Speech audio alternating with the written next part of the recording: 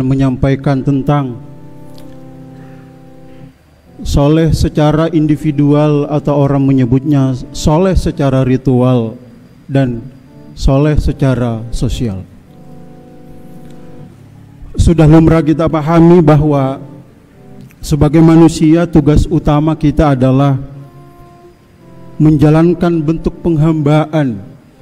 Tugas kita adalah liya'budun. Tugas kita adalah memperbaiki kualitas kehidupan, liyabluwakum ayyukum ahsanu amala. Tugas kita sebagai manusia adalah untuk berlomba-lomba dalam kebaikan, fastabiqul khairat. Itu sebabnya Allah Subhanahu wa taala katakan, man kana yarju liqa'a rabbih.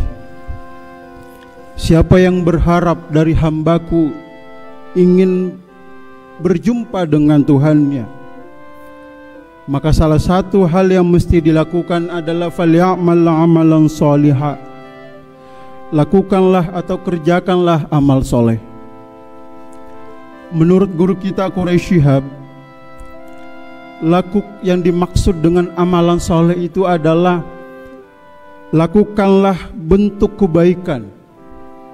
Apakah kebaikan itu untuk diri kita sendiri, kebaikan itu untuk keluarga kita, atau kepada masyarakat luas karena Allah? Itu adalah bentuk amalan soleh. Jadi amalan soleh itu cakupannya begitu luas.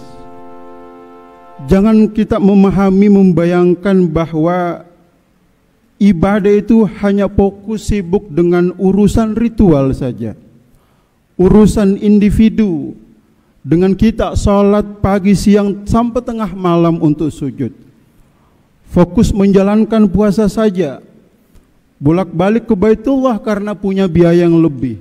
Tidak berhenti di situ yang kita maknai sebagai ibadah, amalan soleh.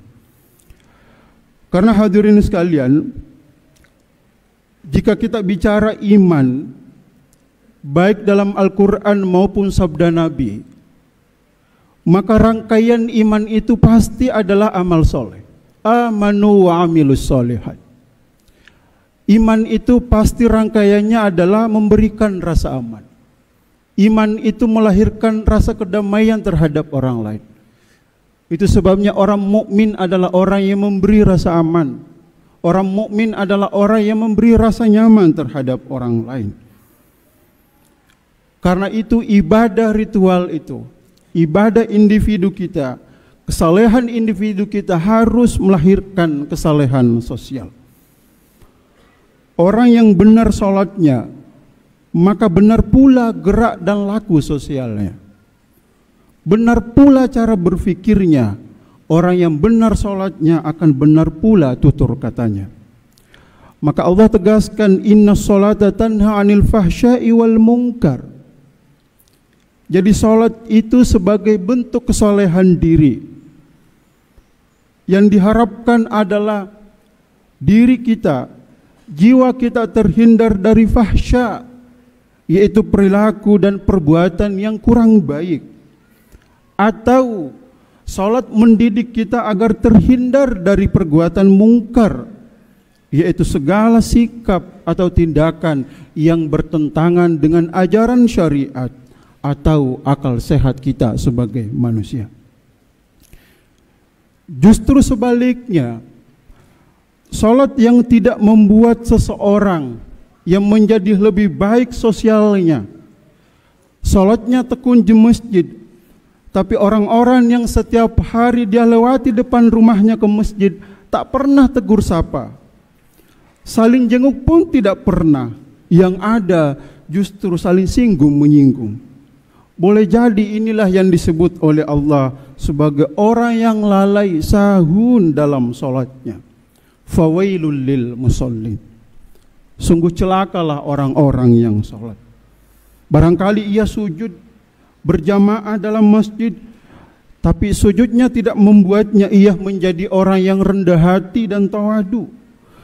Salamnya ke kanan dan ke kiri pada saat sholat, tapi tak membuat ia lebih peduli dan memberi rasa aman kepada orang-orang di sekitarnya. Jamaah Jumat yang dimuliakan oleh Allah, maka semua rangkaian ibadah ritual kita, kewajiban kita kepada Allah, sholat kita, puasa kita, haji kita dan sebagainya, itu adalah cara Allah mendidik, cara Allah melatih batin kita sebagai bentuk riyadhah agar tumbuh akhlak, agar tumbuh kepedulian sosial, agar tumbuh dalam diri kita mampu menghargai orang lain, agar tumbuh kita mampu meningkatkan solidaritas bersama. Artinya itu sebagai penegasan bahwa jangan kita mengira untuk mendapatkan surga itu hanya dengan urusan ibadah kepada Allah. Jangan mengira bahwa untuk bertemu dengan Allah, untuk mendapatkan kasih sayangnya hanya melalui dengan kewajiban salat, hanya dengan puasa, hanya dengan haji. Sama sekali bukan hanya dengan itu. Tapi temukan dan dapatkanlah surga itu pada hati saudara kita jika kita bisa menenangkan perasaannya, jika kita mampu melepaskan dahaga dan rasa laparnya karena ketulusan dan kedermawanan kita bisa berbagi. Hadirin sekalian, di antara pesan Nabi Shallallahu Alaihi Wasallam, beliau tegaskan kepada kita, ahabbul a'mal ilallahi ta'ala, sikap atau amalan yang paling dicintai oleh Allah, sururun tudkhiluhu ala muslimin, di antara sikap yang paling disenangi oleh Allah, mengundang kasih sayang Allah adalah kita mampu menyenangkan perasaan orang lain. Aw tatrudu anhu ju'an, atau kita berusaha untuk menghilangkan rasa lapar saudara kita yang kelaparan. Atau sebaliknya hadirin, jangan sampai justru kita salah paham, justru kita makin jauh dari Allah, makin jauh dari surga, padahal sudah haji atau umrahnya berkali-kali, bertemu dan berdoa di hadapan Baitullah. Kenapa bisa terjadi? Karena ada sekian banyak orang yang tak mampu, ada sekian banyak orang samping kanan kiri kita, tetangga kita yang sering kelaparan untuk bertahan hidup, tapi tak pernah menemui mereka. Tapi Baitullah justru berkali-kali kita temui.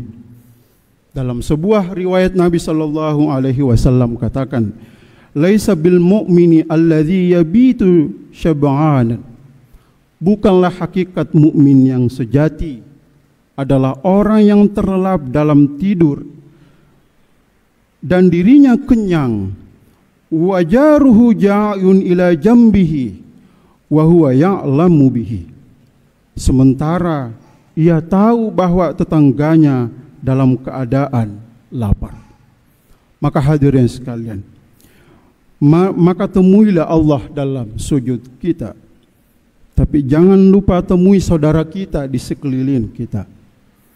Temui dan berziarah ke Baitullah yang butuh perjalanan jauh dan butuh biaya, tapi jangan lupa temui saudara kita di samping rumah kita yang kelaparan dan terbaring sakit.